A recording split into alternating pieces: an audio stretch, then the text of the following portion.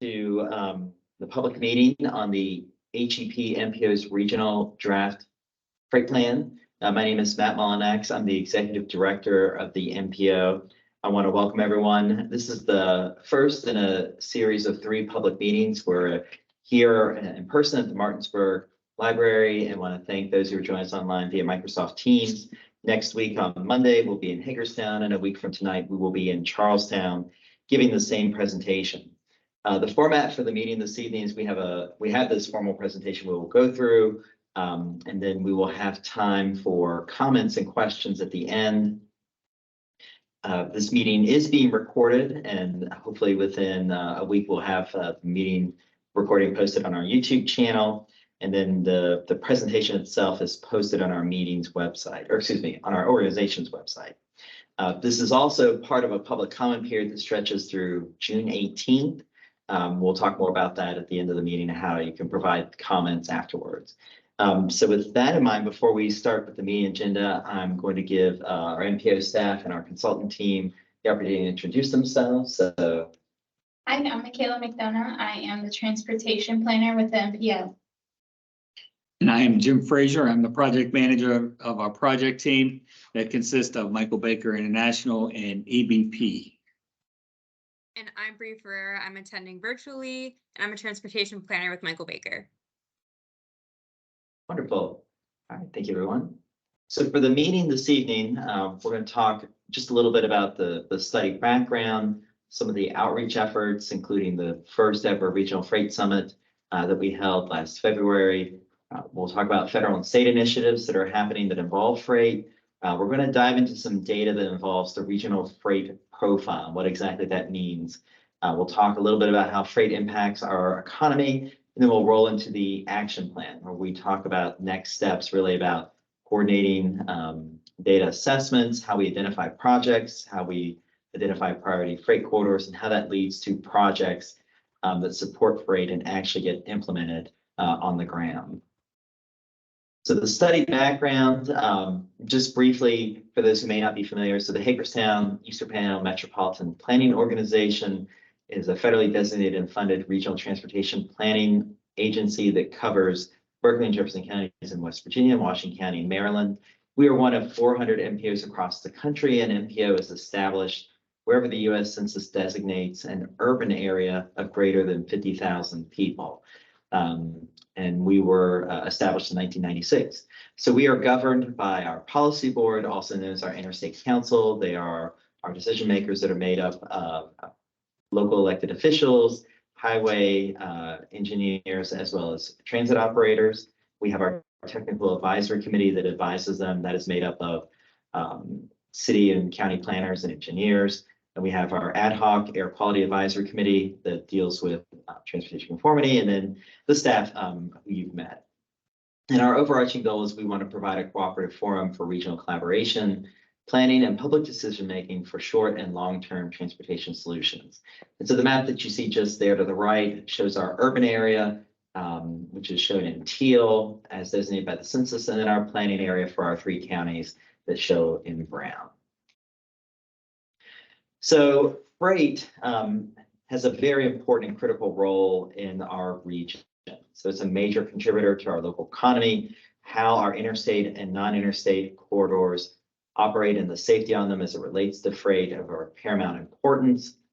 We also, the critical role it plays in how we access markets across the U.S. We have a map we show a little bit later about that, and that comes in the form of over road, rail, and by air. And then also with the bipartisan infrastructure law, which is the new and current federal surface transportation bill, there are new initiatives and funding opportunities to only heighten the role of freight in our area. And as part of developing this draft plan, we had an advisory committee that helped guide the development, which was made up of federal, state, and local member governments. We had coalitions such as the Interstate 81 Coalition. We had private entities that were involved, such as Procter & Gamble, Volvo, Bowman Trucking, Dot Foods, and Omnitrax, to name a few. So at the highest level, our study goals and objectives were we want to have a freight system that is It's quality, it's accessible, it's reliable. We want to be aware of system preservation needs of what is happening on our existing transportation network and the freight pressures that it's facing. We want to be able to have a freight network that allows for economic prosperity while simultaneously balancing environmental protection and stewardship in our area. And then finally, we want a freight system that is safe, secure, and resilient. And with that, I'm going to turn over to Jim Frazier to talk about the outreach efforts that were involved in this drafting of the study. All right, thanks, Matt. First, we'll talk about some of the survey which we distributed during our freight summit. We're trying to get some information and a couple highlights from that survey. One is what is the #1 wish list, and the results there showing. Obviously, #1 is the widening of I-81, regional rail and truck transloading facilities. Then we also had a comment related to, I don't want to see widening of interstates. Instead, the growth should be pushed into the rail utilization and expansion. And the last one, if insufficient market demand exists to establish an intermodal rail truck facility, to investigate ways to increase the facility of air cargo operations. And that'll be at Hagerstown, and also it would apply to the Martinsburg Airport. The top 3 transportation systems improvements. #1 response was the new and improved intermodal facilities, followed by improvements to the non-interstate road system, and then the widening of interstates. Like Matt said, we had our a freight summit on February 1st of this year. 51 attendees with a good mix between government and private entities. It was a virtual meeting with about half of the attendees were in person, the other half was virtual. The Washington County Commissioner John Barr was our guest speaker, who opened the summit for us. In some of the major topic areas that were discussed. First, we had nice presentations from the states of Maryland on their freight planning initiatives, and as well as West Virginia DOH, who has an ongoing freight plan update ongoing now that should be completed this summer. And then some of the stakeholder discussions, the trends, the challenges, our corridors, and some strategies and project ideas. And next, let's talk about some freight and state initiatives. From the federal side, the National Freight Strategic Plan. There is a new truck parking development handbook, which will get into more of the truck parking issues in the region. The National Multimodal Freight Network, which were also discussed too, and how priority corridors are identified. And then the BIL, the Bipartisan Infrastructure Law, which provides numerous funding programs, both formula funding, which means like the state is given this money to use, and there's also discretionary grant programs that are more competitive. But there's also, I mean, bottom line is that there's a lot going on in the freight world, as well as other areas, multimodal areas, and it's a good opportunity to take advantage of some of these programs. Also, the state has a lot of initiatives going on, a lot of planning updates. I mentioned the freight plan for West Virginia is being updated. Maryland has updated their freight plan in the last 2 years, as well as they did a truck parking study that was very helpful as well in 2020. And one of the new initiatives too is the approval of being the I-81 Phase 2 widening has been programmed. That goes from the exit 1 in Maryland up to the north side of Halfway Boulevard.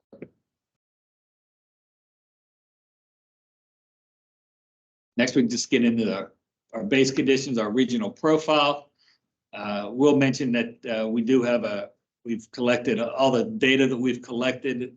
We have a publicly available map set that includes a lot of data and a lot of information. You can see there's some samples of it there, but that is laid out in detail in the actual plan. And it also provides a link that you can access it and look at some of the different things that we were able to evaluate. All right, first let's start with employment. This specifically is employment related to freight, developing from manufacturing, distribution, and warehousing. And on the right side is a table that identified the total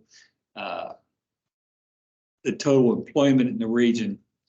And the highlight of it is the percentage of work employment by county that is actually related to freight. In Washington County, 45% of the employees have a freight-related job. Berkeley County has 40%, and Jefferson County has 15%.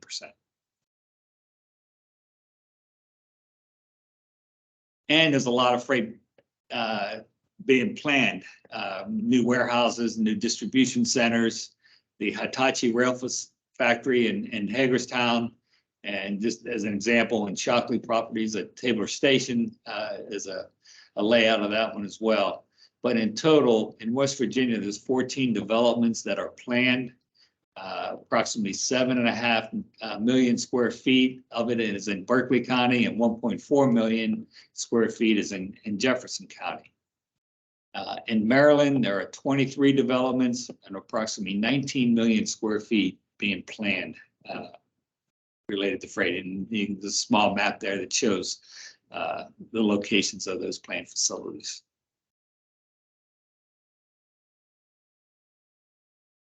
Next, we're looking at crash data.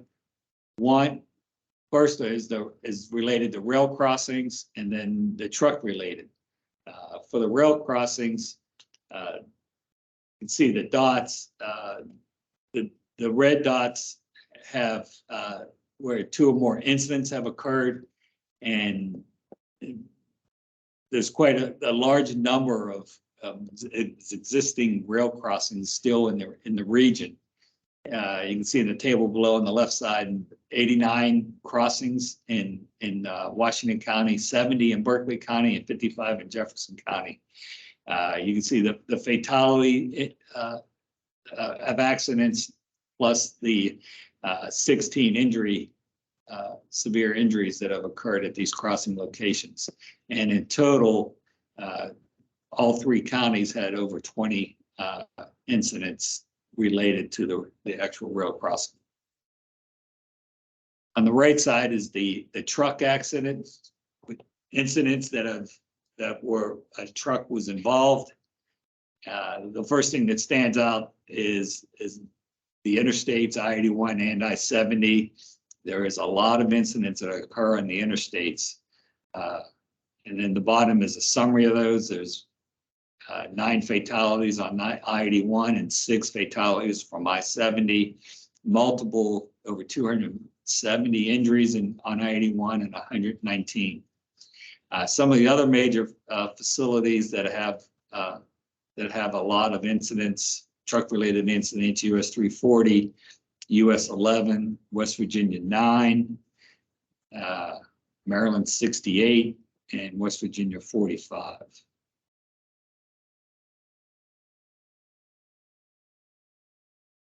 All right, next is the truck parking challenge. Obviously, this is not a specific problem just in our region. It is a national issue, and obviously the federal level and state level are addressing this issue.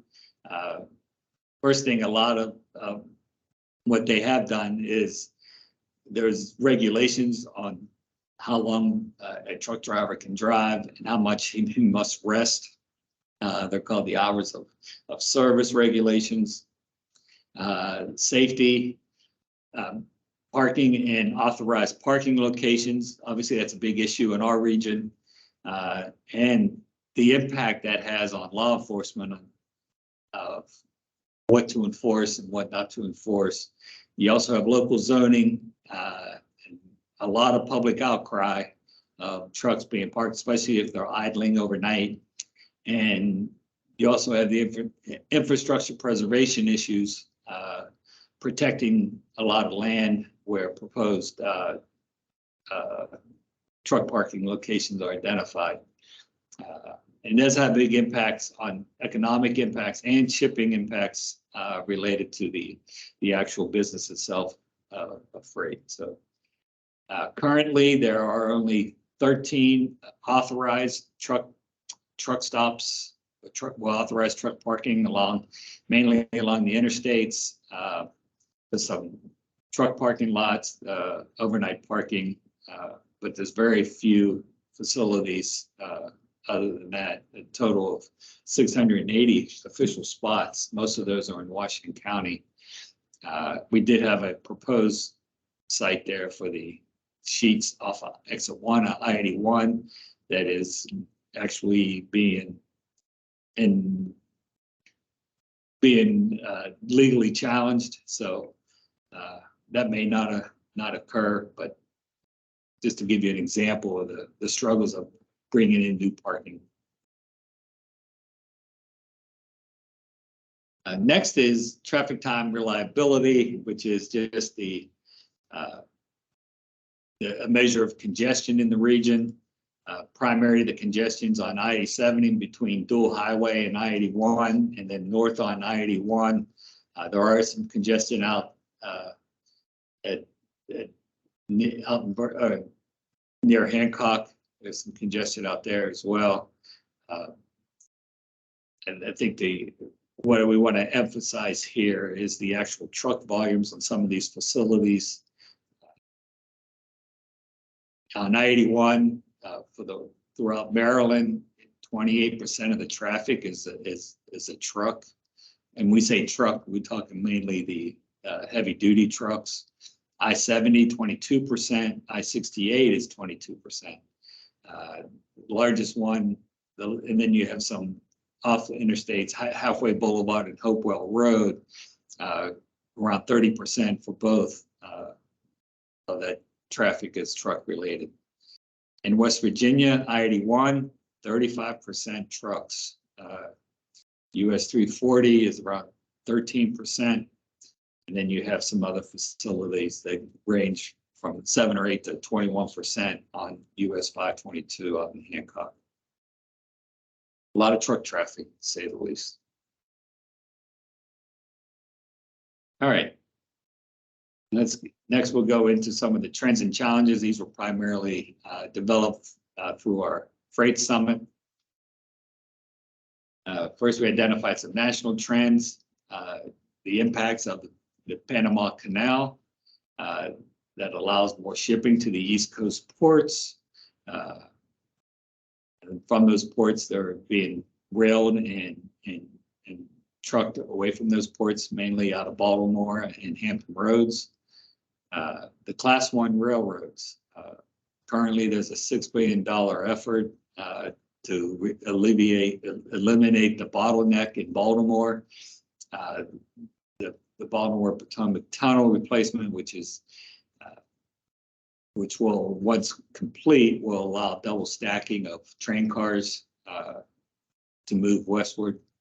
Right now, they cannot leave Baltimore and double stacking of those rail cars. The impact of the decline in coal and the increase in intermodal freight. Freight going to warehouses rather than brick and mortar stores, movement to facilities such as Greencastle, Chambersburg, and Front Royal. The impact of e-commerce, the online shopping.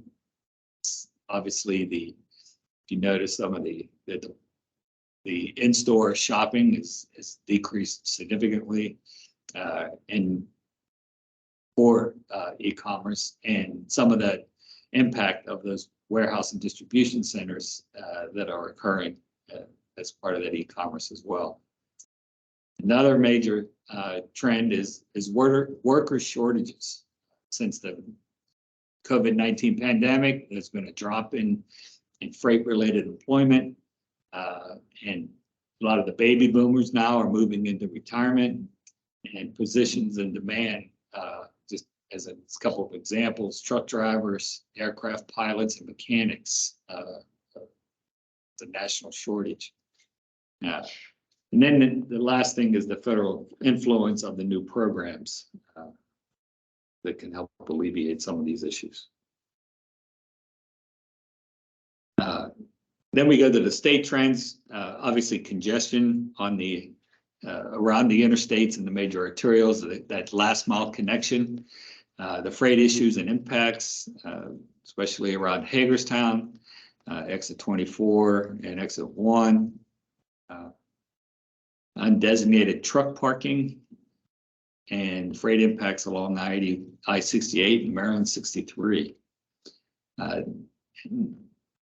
Also, the incident management, how the responses to these truck-related incidents is becoming an area of focus, and it has a big impact on the transportation system performance. The multi-freight opportunities, we talked about the Howard Street, and also some new there's some additional cranes at the ports and the growth of those ports. Just keep in mind too, the ports, you know, as shipments come in to these ports, it's very competitive, and it's not a first come first serve. It's kind of, you know, the ports really have to sell their port to get that business. So. The last is the expansion of logistics and warehouse activities, the online shopping and fulfillment centers. All right, and then we broke that down into some of the regional challenges. The intermodal facilities, you know, a lot of that shipments are going by rail into the intermodal facilities and Greencastle, just north of the region, and also in Front Royal, just south of the region, and it's putting a heavy toll on the interstate, especially I-81. The manufacturing facilities, more and expanding products being offered, the safety, in particular rail safety on hazardous materials. Recent, you know, derailments have brought this into focus.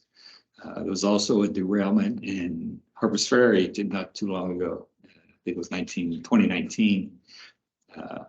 That was other challenges as aggressive environmental legislation. One example we had was the stormwater fee on impervious surfaces, and that negative impact on the development that is since no longer an issue, but you know, other environmental legislation could become an issue for the region. The impact of technology, trying to get Waze and Google, which provides a lot of data and a lot of mainly during incidents, detour routes, and having those connected through freight operators, and then coming down to their traffic signals. They need to make sure when freight is not on the interstate, you know, that these signals are coordinated, especially that's first and last mile connections. And then we talked about truck parking and land use, and some of the developments that are planned. All right, we also looked at some of the impacts on the freight has on the economy. This is just an idea too, that, you know, freight is growing very rapidly. We're forecasting between 2022 and 2050, you know, 60 to 85% growth in freight traffic along the interstates. The map shows some of the fulfillment centers, the outlets, the UPS outlets that are just popping up all over the region. And then there's a list of the commodities that are being shipped through the region. lot of them, but you know, those are laid out more detailed in the actual plan. And then some of this was measured, you know, continued heavy reliance on trucking and rail with expected growth in freight commodities that will drive future freight needs. The graph on the right, the larger bubbles are the commodities that are expected to increase. I know Procter & Gamble has a big impact on that, especially the basic chemicals and the chemical products, the mixed freight, and also the machinery. Those commodities are expected to grow substantially.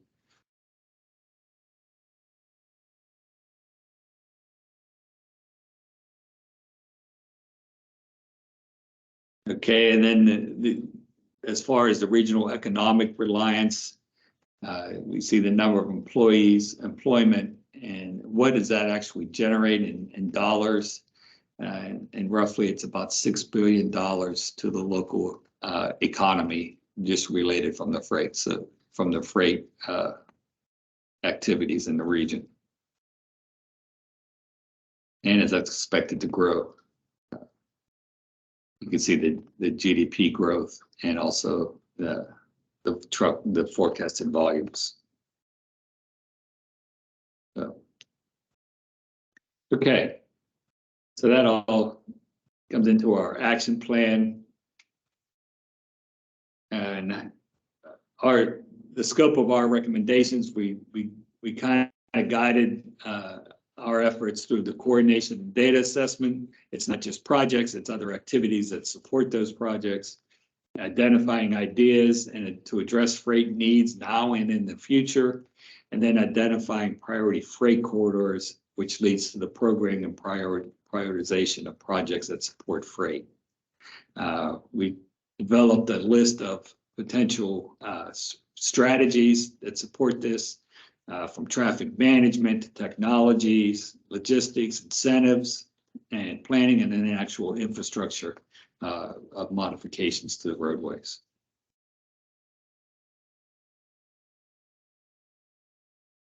First, the coordination and data. Like I said, this is some ideas that came out of the summit. The challenge of directly engaging with the rail operators, CSX and Norfolk Southern.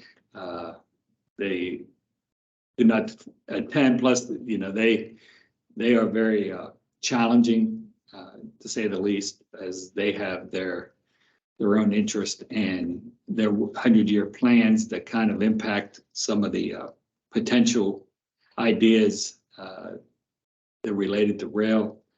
But we leveraging these opportunities for outreach, working with the state DOTs through current and future freight plans, evaluate future demand trends and growth, and assess future opportunities, and then to evaluate those opportunities and constraint in addressing safety, and particularly at the railroad crossings. Continue state and regional coordination, having the awareness of freight trends and issues occurring beyond the border will help better position the MPO. Coordination should address the continued growth in operations by nearby inland ports. Maintain coordination with the I-81 Corridor Coalition and coordinate with MDOT and West Virginia DOT on technology advancements. And monitoring local needs and priority issues, identifying and monitoring local government public concerns, integrate these concerns in future LRTP updates, coordinate with planning departments on land use ordinance issues, assist in evaluating potential transportation impacts of large-scale developments, and conduct future freight summits. So this is what we're saying is a continuing process to ensure that the needs of the freight community are being met.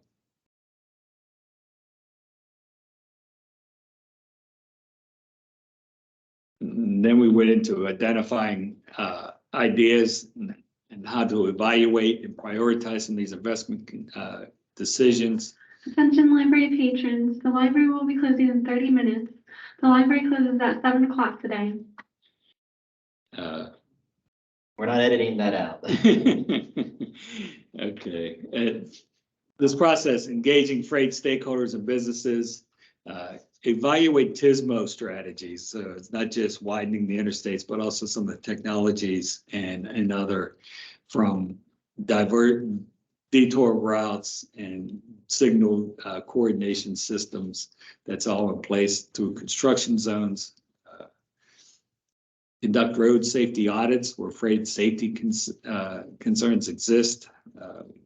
Obviously, there's a lot of accidents have occurred not only on interstates, but as first and last miles from those interstates. Plan for emergency management related to the transport of toxic materials, and explore and identify multimodal opportunities. And the real challenge is exploring opportunities for truck parking and opportunities to support new freight technologies. There's also some quotes from Berkeley County Sheriff's Office of some of these incidents, the diversions off of 81 that would cause significant backlogs on some of the parallel facilities. And some of those roadways that cannot, examples of being jackknifed and not being able to really travel on these roadways. So.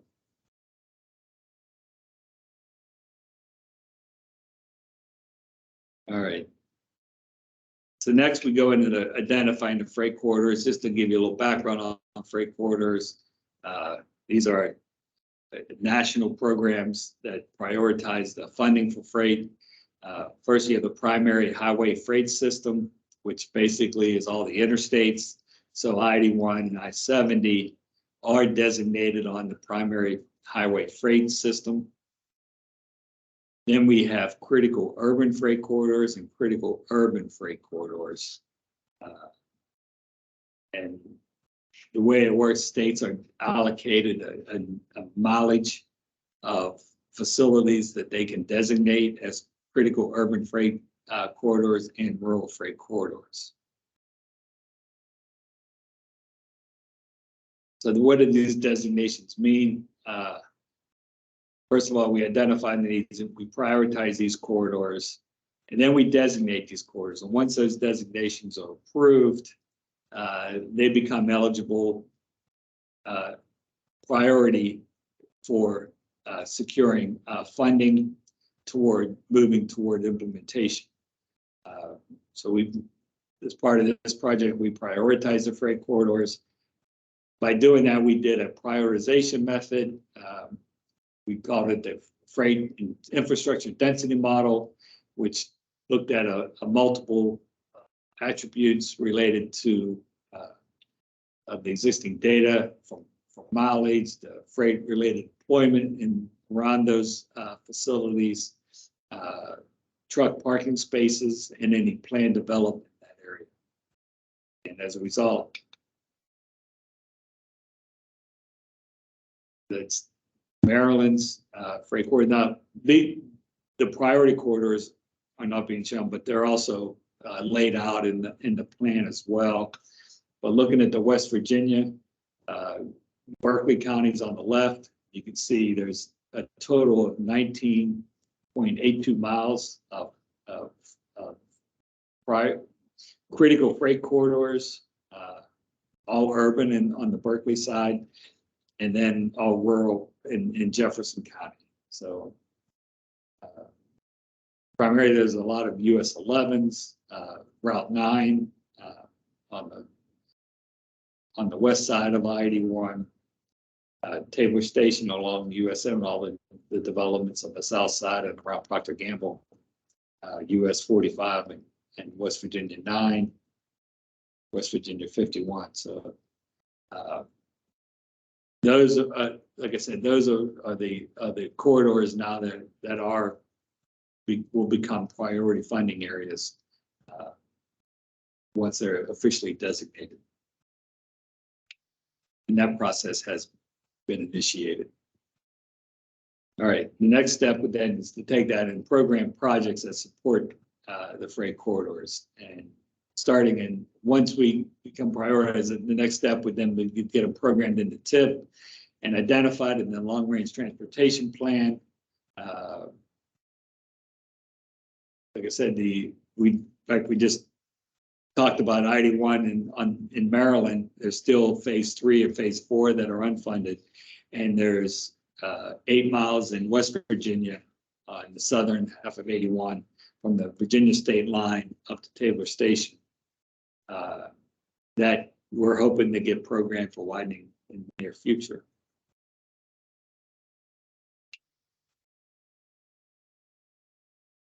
The next process too is, you know, once we have all these in place now, we have a good data collection source, is to track this and monitor the freight performance. This is just an example of how that we tracking the number of parking spaces, tracking the crashes that have occurred in the region, the freight development in the region, and then also the projects that have been identified for West Virginia and Maryland. There's more identified in the plan, but that's gives you an idea of how we can monitor this performance. Great. On the left is the link to the plan itself on the HEP MPO's website.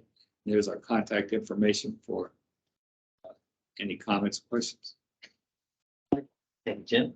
Yeah, so I want to thank everyone for your time and attention this evening. At this time, we'll open it up to anyone who might have any comments or questions.